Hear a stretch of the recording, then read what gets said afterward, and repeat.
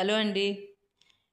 ఈ వీడియోలో hand joint దగ్గర ఖర్చు అనేది బయటికి కనిపించకుండా ఇలా నీట్గా ఎలా స్టిచ్ చేసుకోవాలనేది ఈ వీడియోలో మీకు చూపిస్తాను.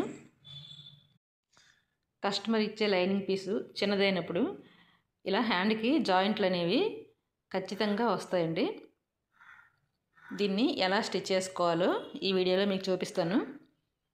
ముందుగా మనం కట్ చేసి పెట్టుకున్న హ్యాండ్ని ఇలా ఒకవైపు జాయింట్ ఉంటుంది కదా, ఆ జాయింట్ అనేది ఇలా కట్ చేసి పెట్టుకోవాలి. దీనికోసం మనం 4 పీసులను ఇలా కట్ చేసి పెట్టుకోవాలి.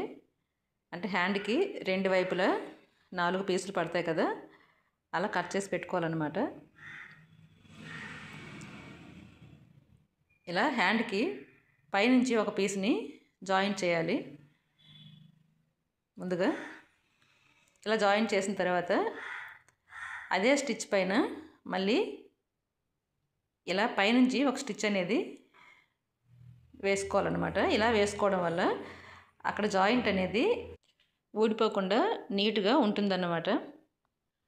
ఇదే విధంగా రెండో హ్యాండ్కి కింది వైపు నుంచి జాయింట్ పీస్ని పెట్టి ఇలా జాయింట్ చేసుకోవాలి.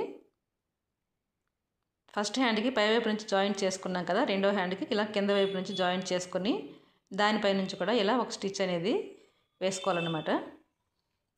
చూసారు కదా, ఇప్పుడు ఈ 2 ఖర్చులు అనేవి ఒకవైపుకే వచ్చాయి. ఇలా 2 హ్యాండ్స్ ఒకేసారి స్టిచ్ చేసుకోవడం వల్ల మనకి కన్ఫ్యూజ్ లేకుండా ఖర్చులు అనేవి ఒకే వైపుకి వచ్చేలాగా స్టిచ్ చేసుకోవచ్చు. ఇదే విధంగా రెండో వైపును కూడా స్టిచ్ చేసుకోవాలి. కింద నుంచి ఇలా కింద హ్యాండ్కి కింద నుంచి పై హ్యాండ్కి పైనుంచి స్టిచ్ చేసుకోవాలన్నమాట. ఎక్స్ట్రా ఉన్న పీస్ని ఇలా కట్ చేసుకోవాలి. ఇలా కింద వైపున జాయింట్ చేసుకున్నాం కదా, అదే విధంగా పై వైపున కూడా ఇలా జాయింట్ చేసుకోవాలి.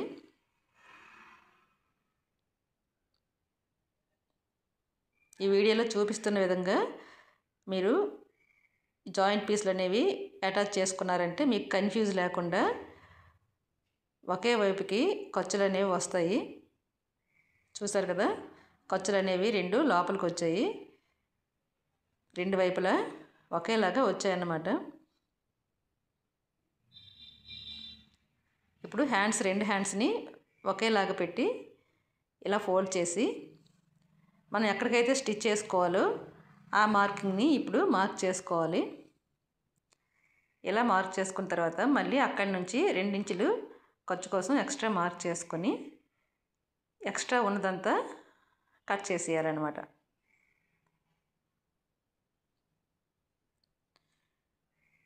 ఇలా కట్ చేసుకున్న తర్వాత మనం స్టిచ్చింగ్ పాయింట్ దగ్గర ఇలా ఒక కట్ అనేది ఇచ్చుకోవాల్సి ఉంటుంది.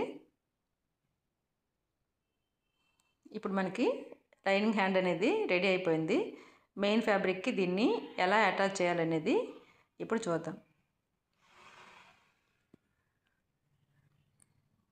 మెయిన్ ఫ్యాబ్రిక్కి ఇలా జాయింట్ అనేది కట్ చేసి 2 హ్యాండ్స్ని సపరేట్ చేయాలి.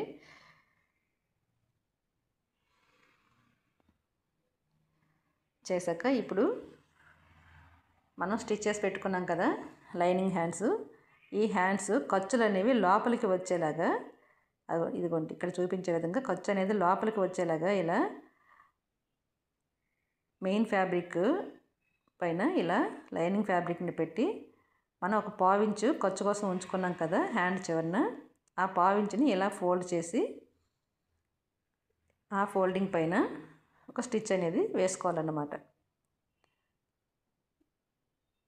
ఇక్కడ నాకు మెయిన్ ఫ్యాబ్రిక్ కూడా జాయింట్లు అనేవి పడ్డాయండి. వీడియో లెంగ్త్ అయిపోతుందని నేను ఆ వీడియోని మీకు పెట్టలేదు.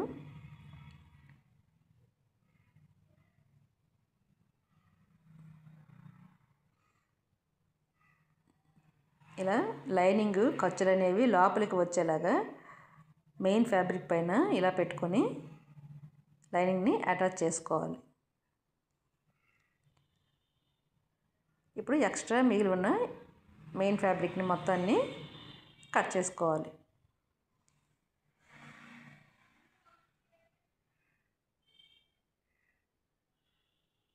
చూసారు కదా,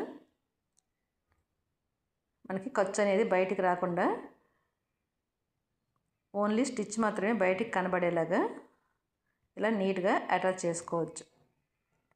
రెండవ హ్యాండ్కి కూడా ఇలాగే జాయింట్ చేసుకోవాలి. ఈ వీడియో కనుక మీకు నచ్చినట్లయితే ఖచ్చితంగా ఒక లైక్ చేయండి. ఇలాంటి మరెన్నో మంచి వీడియోల కోసం ఛానల్ని సబ్స్క్రైబ్ చేసుకోండి. Thank you.